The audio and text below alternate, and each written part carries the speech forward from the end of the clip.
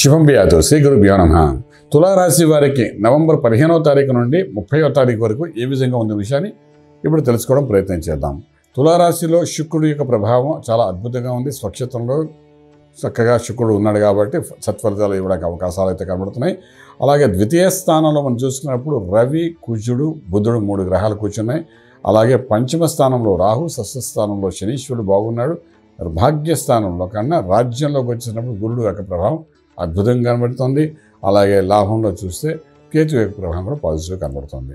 ఈ తులారాశిలో మనం చూసుకుంటే రవి యొక్క ప్రభావం కొంతవరకు తగ్గి వృశ్చిక రాశిలో ప్రవేశిస్తున్నాడు కాబట్టి శుక్రుడు ఇండివిజువల్ బలం ఉంటుంది కాబట్టి డెఫినెట్గా తులారాశిలో శుక్రుడు యొక్క బలం చాలా బాగుంటుంది కాబట్టి సత్ఫలితాలు రావడానికి సంపూర్ణ అవకాశాలు ఉన్నాయి. అలాగే విశేషంగా ఉద్యోగరీత్యా చేసే ప్రయత్నాల్లో మంచి ఫలితాలు వచ్చే అవకాశాలు ఉన్నాయి.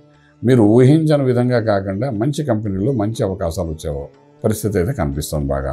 అలాగే వ్యాపారంలో కూడా కొత్త వ్యక్తితో పరిచయం అవుతారు, కొత్త వ్యాపారం శ్రీకారం చుడతారు.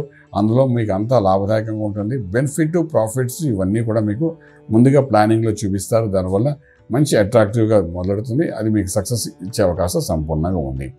అలాగే ఇంపోర్ట్ ఎక్స్పోర్ట్ వ్యాపారాలు కూడా చాలా అనుకూలంగా ఉన్నాయి. విదేశాలకు వెళ్ళి చదువుకోవాలనుకున్న విద్యార్థులకు చాలా అనుకూలమైన వాతావరణం కనబడుతుంది. అలాగే విదేశాలకు వెళ్ళి సెటిల్ అవ్వాలనుకున్న వాళ్ళు కూడా చక్కగా మంచి అనుకూలమైన వాతావరణం కనబడుతుంది. తులారాశిలో స్పెషల్లీ విశాఖ నక్షత్రం వాళ్ళకి విశేషంగా కనబడుతున్నాయని చెప్పచ్చు.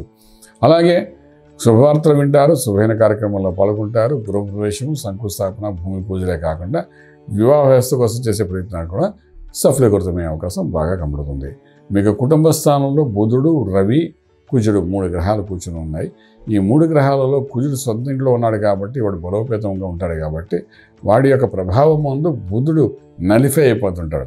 దీనివల్ల మీకు భాగ్యాధిపతి అయిన వాడు ఎవరైతున్నాడో అన్నీ జరుగుతాయి, కానీ ఎక్కడో ఒక చోట ఒక లక్ అన్ఫేవరింగ్ ఉంటుంది. లక్ ఫేవరింగ్ కొంచెం తక్కువగా ఉండే అవకాశాలు ఉంటాయి కాబట్టి ఏమాత్రం దాన్ని భయపడకండి. Hard work always will be appreciated.